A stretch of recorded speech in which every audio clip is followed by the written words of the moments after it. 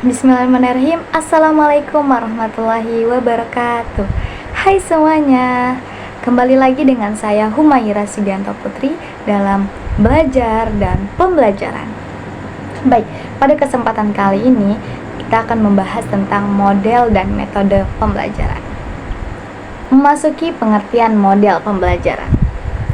Model pembelajaran merupakan istilah yang digunakan untuk menggambarkan penyelenggaraan proses belajar mengajar dari awal hingga akhir.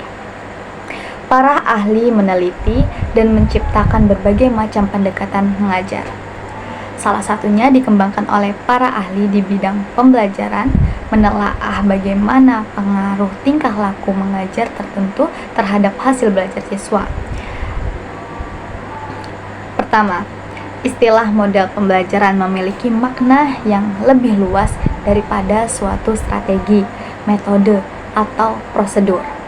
Model pembelajaran mencakup suatu pendekatan pembelajaran yang sangat luas dan menyeluruh. Kedua, model dapat berfungsi sebagai sarana komunikasi yang penting.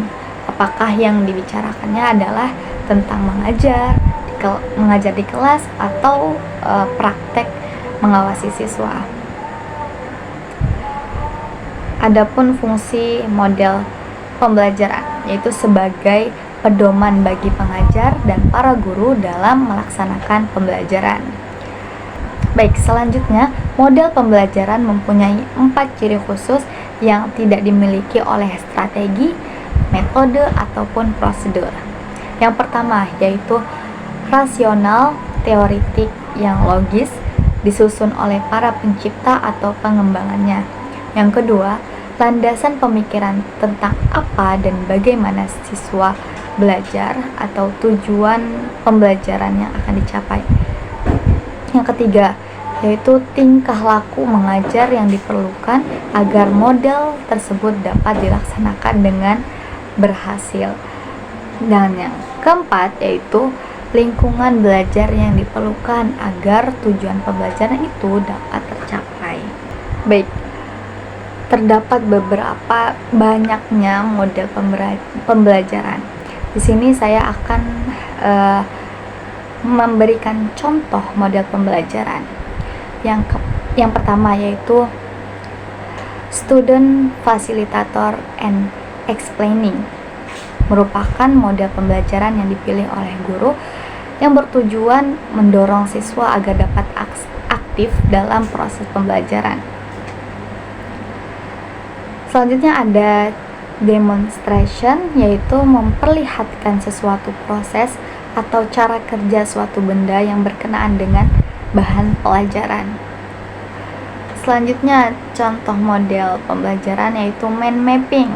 Nah, pembelajaran yang mengajak siswa untuk belajar secara aktif menggunakan otak, baik untuk menemukan ide pokok dari materi, memecahkan masalah, atau mengkorelasikan apa yang mereka pelajari ke dalam masalah di kehidupan mereka. Kemudian ada model pembelajaran game. Terdapat banyak game, contohnya tebak kata atau keliling kelompok, seperti itu, dikemas dengan games gitu, dan lain sebagainya. Banyak sekali model pembelajaran. Langsung masuki metode pembelajaran. Pengertian metode adalah suatu proses atau cara sistematis yang digunakan untuk mencapai tujuan tertentu dengan efisien. Untuk mencapai suatu tujuan dengan efisien, biasanya dalam urutan langkah-langkah yang tepat dan juga teratur. Adapun metode pembelajaran adalah suatu proses penyampaian materi pendidikan kepada peserta didik yang dilakukan secara sistematis dan teratur oleh tenaga pengajar atau guru. Terdapat beberapa contoh metode belajar. Yang pertama yaitu metode ceramah. Metode ceramah adalah salah satu metode pembelajaran yang bersifat konvensional karena guru menyampaikan materi kepada siswanya secara lisan. Sejak dahulu hingga sekarang, Metode yang satu ini sangat dianggap praktis dan ekonomis.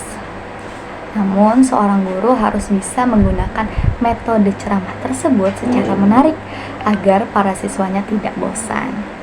Nah, yang kedua, ada metode diskusi. Ya, sesuai dengan namanya, metode ini selalu mengutamakan aktivitas diskusi yang melibatkan para siswa untuk belajar memecahkan masalah. Penerapan metode diskusi ini biasanya dilakukan dengan membuat kelompok diskusi yang bertujuan untuk membahas sebuah masalah. Baik, contoh metode selanjutnya yaitu demonstrasi. Merupakan metode pembelajaran yang dilakukan dengan cara praktikum agar siswanya bisa melihat dan mempraktikkan secara langsung materi yang sedang dipelajari.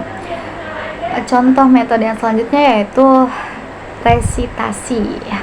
Ya, metode resitasi biasanya mengharuskan siswa membuat sebuah resum tentang materi yang telah disampaikan oleh gurunya, di mana resum tersebut ditulis pada kertas menggunakan kata-kata dari siswanya itu sendiri. Selanjutnya yaitu ada metode ceramah plus. Metode ini sebetulnya mirip metode ceramah pada umumnya, tetapi untuk metode ceramah plus biasanya disertai dengan metode belajar lainnya. Saat menyampaikan materi, terdapat juga suatu diskusi di sana dan juga tanya jawab, ataupun terdapat demonstrasi dan latihan atau feedback dari pengajar dan juga murid tersebut. Jadi pergabungan mix dan lain sebagainya. Terdapat juga banyak metode pembelajaran yang tadi telah saya sebutkan dan saya jelaskan, itu merupakan salah satu contoh dari metode pembelajaran. Baik, cukup sekian materi kita pada kali ini. Terima kasih yang telah mendengarkan dari awal hingga akhir. Saya tutup. Wassalamualaikum warahmatullahi wabarakatuh. Bye.